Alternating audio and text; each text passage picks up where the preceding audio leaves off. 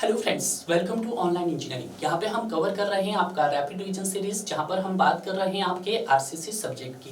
RCC subject का जितना भी बेसिक पार्ट था वो हमने प्रीवियस में कवर कर दिया है और आपने भी उसको बहुत अच्छे से कवर कर दिया होगा डियर। आज हम बात करेंगे आपके एनालिसिस एंड डिजाइन पार्ट की। जब भी हम आरसीसी को कवर करते हैं तो आरसीसी को कवर करने से पहले आपका बेसिक कंसेप्ट होना बहुत जरूरी है। क्लियर है?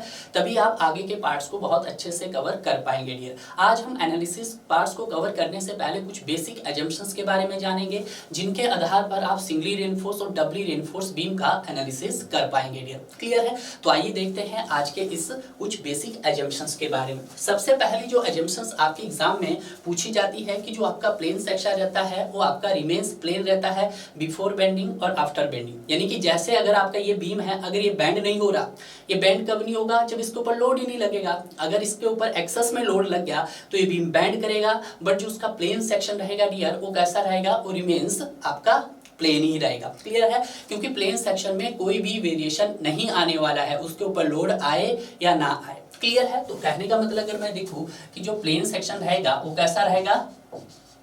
प्लेन सेक्शन रिमेन्स प्लेन रहेगा।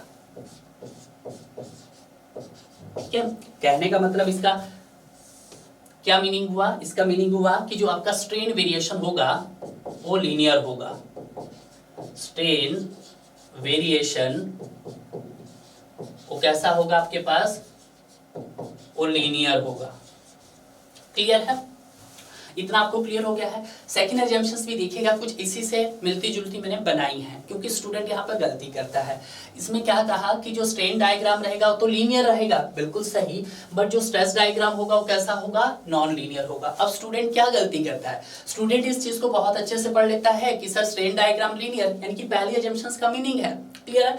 बट उसको अगर ये पूछा जाए कि स्ट्रेस डायग्राम कैसा होगा तो कंफ्यूज हो जाता है। तो स्ट्रेस डायग्राम कैसा रहेगा आपका? वो नॉन लीनियर रहेगा। क्लियर है? थर्ड एजम्पशंस क्या बोलती है कि design strength of concrete in flexural in compressions. मैंने आपको पहले भी बताया था डिजाइन स्ट्रेंथ। देखिएगा हमने कैसे निकाली थी। ये निकाली सर 0.67 FCK।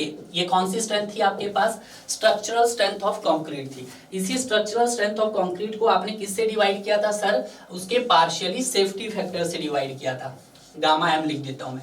ठीक है? अब यहाँ पे पार्शियली सेफ्टी फैक्टर क्या होता है? आप सभी जानते हैं कि कंक्रीट का जो पार्शियली सेफ्टी फैक्टर होता है वो आपका 1.5 होता है। ये कब है? जब आपका limit state method of collapse है। क्लियर है? क्योंकि लिमिट स्टेट मेथड के दो पहलू होते हैं, एक लिमिट स्टेट ऑफ कोलैप्स और दूसरा limit state of serviceability. Serviceability के केस में आपको कितना लेना है? 1.0 लेना है। अब जो गेट एग्जाम गलती स्टूडेंट वहां करते हैं क्योंकि वो डायरेक्ट रिलेशन बोलते हैं। भाई अगर उन्होंने अपना पार्शियल सेफ्टी फैक्टर अलग से दिया है तो आप यहाँ पे पार्शियल सेफ्टी फैक्टर वही कंसीडर करेंगे गेट एग्जाम में। क्लियर है? तो ये आया था हमारे पास, कितना आया था सर? ये आया था सर 0.446, कुछ इसी तरह से आया था FCK। यस सर, जिसको आपने राउंड ऑफ कितना लिखा था सर? 0.45 FCK। और ये कौन सी स्ट्रेंथ थी आपके पास? Design strength of concrete in flexural. ठीक है? क्लियर हुआ? उसी तरह से अगर हम बात करते हैं नेक्स्ट, तो नेक्स्ट क्या है आपके पास? Design strength of steel in flexural in tension. जिस तरह से आपने किसकी स्ट्रेंथ निकाली सर? आपने कंप्रेशन निकाली है, तो आपने इसी तरह से स्टील में भी निकाली है। तो स्टील में कितनी होती है सर? ये 0.87 FY। क्लियर है? ये होती है। उसी तरह से maximum compressive strain in concrete कितना है आपके पास सर? 0.0035 इतना था। बिल्कुल सही। उसी तरह से maximum tensile strain in steel कितना था? तो सर ये आप सभी जानते हैं 0.002 प्लस 0.87 FY बाई ES। यही था, इससे ज्यादा इससे कम नहीं होना चाहिए। क्लियर है? ये क्या था आपके पास? Maximum tensile strain in steel था। उसी तरह से जो टेंसाइल स्ट्रेंथ होती है उसको क्या माना गया? यहाँ पे इग्नोर माना गया है। ये वेरी इंपॉर्टेंट पॉइंट्स है। तो ये बेसिक एजम्पशंस थी जो हमने यहाँ पे कवर किया है। एक नोट पॉइंट है, ये जो एजम्पशंस है ये एजम्पशंस आपके पूरे आरसीसी के अंदर वैलिड है, बट कहाँ वैलिड नहीं है?